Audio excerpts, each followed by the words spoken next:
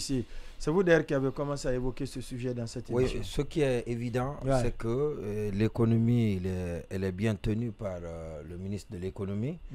Oui, mais ça va être très compliqué avec, comme il l'a dit, la réalité du moment, le principe de la réalité.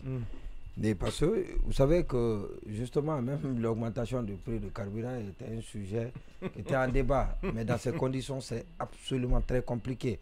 Et parce qu'on risque de voir l'inflation des prix. Et quand c'est ainsi, ça devient très compliqué pour même la stabilité et la sérénité du pouvoir.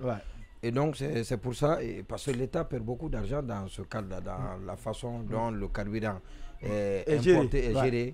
Et parce que forcément, on achète. Et surtout, il y a une précision importante et peut-être une exclusivité pour cette émission.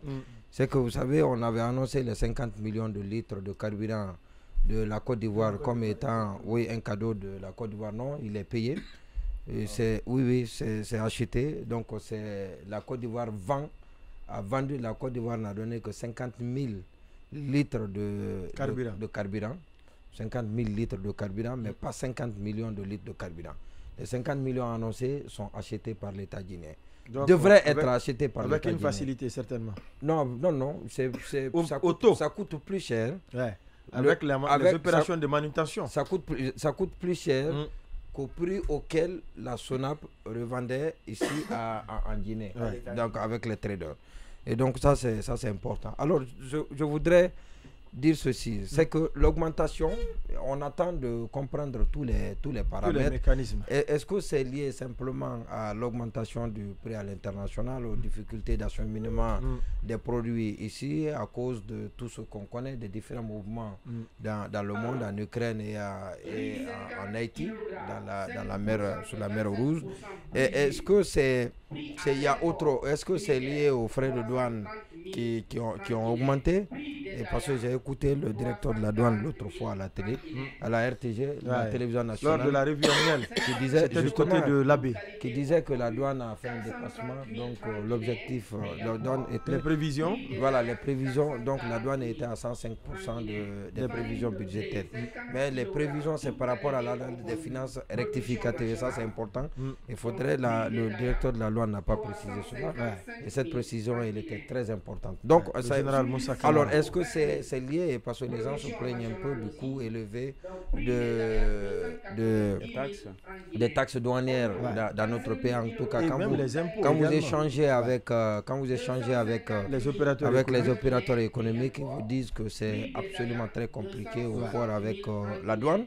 Et les impôts, il y en a assez tellement, et parce qu'on a pris des engagements surréalistes de mon point de vue, et on veut les atteindre. Donc on a besoin de l'argent. Ajoutez à cela ce qui vient de se passer tout récemment, l'explosion du dépôt. Donc il y a une contingence, de préoccupations qui s'accumulent et qui font que ce qui m'a, par rapport à la fixation de ce prix-là, peut-être la seule satisfaction, mais l'État n'est pas réussi, le ministère n'est pas réussi à aller jusqu'au bout, c'est l'homologation. C'est pas ce qu'on appelle homologation. Pas du tout. L'homologation, c'est que le prix appliqué à Conakry, comme le carburant, doit être le même sur toute l'étendue du territoire national. Le fait de réunir, et parce que d'une manière ou d'une autre, ça allait augmenter. Le prix de riz, ce que je sais, ça allait augmenter parce que j'ai échangé avec beaucoup d'opérateurs économiques qui avaient refusé, comme je l'ai dit l'autre fois dans l'émission, qui avaient refusé d'importer, de commander. Et donc ça allait augmenter, et c'est mieux d'anticiper et de les appeler pour discuter et de convenir d'un prix. D'accord. Maintenant, on devait profiter de cette situation pour décider de l'homologation de tous les prix des denrées de grande consommation qu'on retrouve sur le marché. Et même si l'État, peut-être le ministère du Commerce, pouvait s'inspirer du modèle de la SONAP depuis très longtemps, et depuis le carburant, il est vendu partout. Il est vendu partout en Guinée au même prix, même dans les villages, il est vendu au même prix. Et donc c'est ce que le ministère du Commerce aurait dû faire, et mettre une stratégie en place pour que les denrées, et ça se permet à la population, ça permet une disproportionnalité de prix pratiquée ici et à l'intérieur du pays. Et parce que la crainte l'accord a été signé et ils ont peut-être fait imaginer un peu le prix de le transport. Et le transport, c'est à la charge des privés, mais ce n'est pas une structure étatique qui gère cela. Ouais. Et donc, chacun peut importer, chacun peut argumenter, prétexter en disant que surtout qu'il y a des endroits qui sont difficiles d'accès. Pour une raison ou pour une autre. Ouais. Donc ça me revenait à tel montant. Même la crevaison d'un pneu en cours de route. Absolument. Et le prix de vente, c'est toujours le prix d'achat plus bénéfice. Voilà, et justement. Ouais. Et donc ça allait être très compliqué. Très compliqué. Et je crois que le ministère s'est loupé, encore une fois. Et parce que c'est ce qu'on a toujours réclamé dans ce pays. L'homologation des prix, c'est ce qui est dans beaucoup d'autres pays.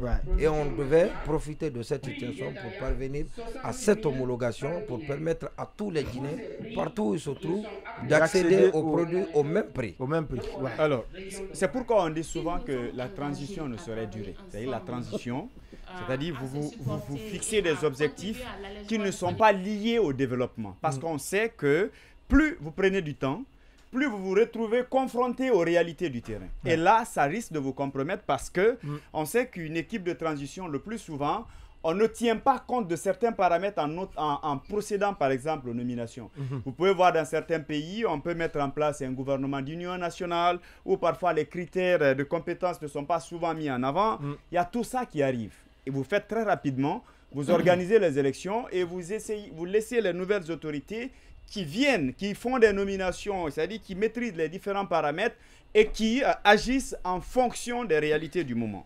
Mais si vous ne le faites pas et vous restez, et finalement, vous vous dites même votre priorité, c'est aussi le développement. Non, le social d'abord. Eh bien, le social, donc il faut s'attendre. Le développement, il faut s'attendre, bien évidemment, à certaines choses. Ce qui est en train de se passer, et la vérité qui fait mal, c'est que l'État ne veut pas perdre.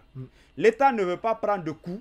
Et l'État veut justement que les citoyens, bien évidemment, subissent les conséquences de la mauvaise gestion de la chose publique. C'est ce qui est en train de se passer. Parce que quand vous prenez un peu au niveau de la douane, quand les gens vous parlent, et que certains vous disent même, tellement que j'ai vu que je ne pouvais pas payer ou je ne pouvais vraiment pas soutenir les taxes qui sont imposées, qui ont été obligés de réembarquer leurs conteneurs, l'orienter vers la Sierra Leone ou le Libéria, aller payer là-bas et puis passer par la voie terrestre. Quand on accepte de passer par cette procédure, ça sous-entend que ça ne va pas du tout. Sortez et allez-y voir dans les autres pays où certains ils ont des choses à envoyer au pays, mais on vous dit, le prix qu'on nous dit, on ne peut pas. On préfère soit les garder ici, ou tout au moins, et puis voilà. Ça veut dire qu'il y a un sérieux problème à un moment donné. Vous vous imaginez, on est à quelques semaines du mois de Ramadan. Et on sait quand même que c'est quand même une période où la consommation, on va dire, elle augmente, où le besoin est là un peu partout, et où les gens ont vraiment besoin d'être accompagnés. Mais si vous choisissez cette période-là pour dire qu'on va procéder à l'augmentation, nous savons tous que le prix qu'on fixe au départ, à l'arrivée, ce n'est pas ce prix. Donc, avant ou pendant le mois de Ramadan, ne soyons pas étonnés de voir que les prix qui ont été officiellement annoncés soient revus à la hausse. Et là, ça va être, avec cette conjoncture que nous connaissons, et que l'on procède à des augmentations de cette façon-là, sans qu'on ne parle ou qu'on applique l'homologation des prix, je parie que c'est l'enfer ouvert. C'est la population qui va énormément souffrir. Et je me pose la question, sincèrement, c'est-à-dire ce qu'on est en train de faire là, est-ce qu'on a pris la peine d'évaluer les conséquences d'une telle démarche? Est-ce que l'État ne pouvait pas d'abord trouver des voies et moyens pouvant faciliter les choses aux grossistes ou en tout cas à ces commerçants-là pour atténuer un peu la situation? Le mot alléger le panier de la ménagère, je pense que ça ne devrait même pas être prononcé parce qu'au contraire, les actions qu'on est en train de prendre, cette fois-ci, c'est alourdir le panier de la ménagère. C'est ce qui est en train de se passer. C'est déjà très dur, on se plaint déjà. Mais si on vient officiellement, c'est-à-dire prêter le flanc, et on ne trouve pas d'approche pour au moins un certain nombre de produits, chercher à... En tout cas, on pouvait épargner un certain nombre de produits, notamment le riz, par exemple. On sait que c'est l'aliment de base. Voilà, ce sont des aliments qui vont être beaucoup plus consommés. Et c'est sur ces aliments-là, justement, ça veut dire qu'on touche directement le cœur de la population. Et malheureusement, on informe déjà que le riz du côté de Sigrin, c'est plutôt à 380 000. C'est le début. avant cette augmentation. Donc ça sous-entend que, justement, que ça comme va vous l'avez aller dit, crescendo. le riz, le sac est capable d'aller jusqu'à 500 000 francs, un demi-milliard. Mais alors, les concessionnaires ont augmenté les prix. EDG augmente le prix. À la douane, on a augmenté. Aux impôts, on a augmenté. Les denrées de première nécessité, on augmente également. D'oublier à cela, pas d'internet, pas ceci, pas cela.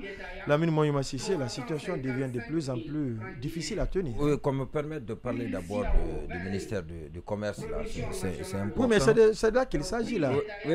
Oui. Non, vous avez élargi, et donc c'est une vue d'ensemble. En attendant de donner ma position par rapport à ce que vous me soumettez à mon appréciation, je voudrais d'abord parler du ministère. Mais non, je sais que ça, vous ne voulez pas en parler. D'accord, allez-y. Heureusement que vous me concédez ça. C'est vous qui l'avez même dit. Voilà. Maintenant, je dis bien le message, oui. Par rapport au ministère du commerce. Et le message, vous l'avez lu tout à l'heure à Sigirine, déjà ça caracole. On est à 380. Ça, c'est en réalité, ça ne devait pas être. C'est avant le protocole. Ça ne devait pas être avant le protocole. Alors, non. Donc c'est pour dire. Et moi, je vous dis, peut-être ça peut être un test pour le ministère du Commerce. Et parce que moi, je me pose vraiment la question de savoir ce que valent les ministres qui se succèdent à la tête du ministère du Commerce. Ouais. Qu'est-ce qu'ils font réellement? Non, mais surtout, vous avez dit quelque chose de très important. Oui. Si le ministre qui réussira à faire l'homologation du prix sur toute l'étendue du territoire, son cheval de bataille, et à le réussir, c'est lui le vrai ministre. Sinon, les autres, eux-mêmes, c'est des commerçants. C'est pour tout le temps appeler les opérateurs économiques. Vous avez importé tel produit, oui, envoyez-nous le spécimen. Et quand vous partez dans les départements ministériels, Dieu seul sait, ça ne finit pas. Donc, c'est des gens qui ne savent pas les difficultés auxquelles le reste de la population est confrontée. Vous savez, au ministère là-bas, sincèrement, on doit changer très rapidement. Pour la simple raison. D'abord, les commerçants ne sont pas identifiés. Il y a une société qui était en place, qui le faisait tant bien que mal. Et là aussi, il faut... Parce qu'il y a la société qui le faisait à côté. Et à côté, l'entreprise, à côté, il y a le département aussi qui le faisait, qui donnait des numéros, comment on appelle ça, des cartes d'immatriculation. Des cartes d'immatriculation. Et parce que l'importance de ces cartes-là, ça permet à un commerçant d'aller à l'ambassade, d'avoir facilement le visa. Et même à la banque. À la banque aussi, d'accéder à des fonds pour exercer son métier. Et malheureusement, là-bas, c'est un bazar. Ça n'a pas été réglé. Et donc ça, c'est une chose. On est venu, on a cassé le contrat, on a remis, on ne sait pas dans quelles conditions on a signé. Et jusque-là, on n'a pas une idée complète de qui est commerçant, de la qualité de commerçant, de qui est commerçant, qui ne l'est pas. On profite même de là-bas. Et c'est des gens qui font même... comment on appelle ça, ceux qui permettent aux gens d'aller en Europe, des passeurs, en quelque sorte des passeurs déguisés, des passeurs ennoblis, parce qu'ils sont dans les départements cravachés et puis sous le climatiseur. Donc ça, c'est une première chose. Deuxièmement, le contrôle des produits, la qualité, contrôle de qualité. Contrôle de qualité, c'est un problème, on l'a dit ici, et ça a été davantage révélé que c'est défaillant lors de l'incendie du dépôt central et les dons qui ont été faits, les dons qui ont été faits à l'Anguche. Les dons qui ont été faits. Et j'ai un document et je vais la semaine prochaine, je vais certainement donner avec les chiffres exacts. Et donc il y a des quantités importantes de dons qui ont été faits, de dons de produits de consommation et qui étaient impropres à la consommation. Et cela a été identifié et parce que l'Angus a veillé à ce que les aliments, les produits qu'ils reçoivent et qu'ils doivent distribuer soient des produits de bonne qualité. Et c'est pour ça qu'on a déniché cela. Et jusque-là, on n'a pas remonté le fil pour savoir dans quel magasin et quels sont les produits. Donc, bref, on ne fait absolument rien. Comment ça se passe?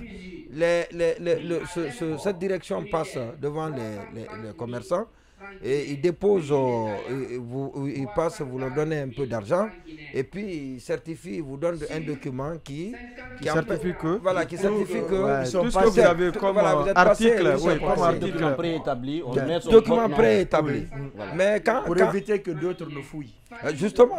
Et mais quand on leur met la pression, ils font semblant, ils passent dans certains marchés, dans certaines localités, et peut-être ils réchauffent les produits qu'ils ont. Ça s'appelle l'Office national de contrôle qualité. Donc, ça veut dire que là-bas, oui, c'est un problème. C'est un problème. Et avec là-bas aussi. Avec là-bas, oui, surtout, parce que comme on parle de là-bas, et donc avec l'homologation de ces prix-là, c'est un test pour ce département-là. Et ça doit commencer, cette évaluation doit commencer par l'application des mesures qui ont été prises dans le cadre de la fixation de ces prix de denrées de grande consommation. On va aller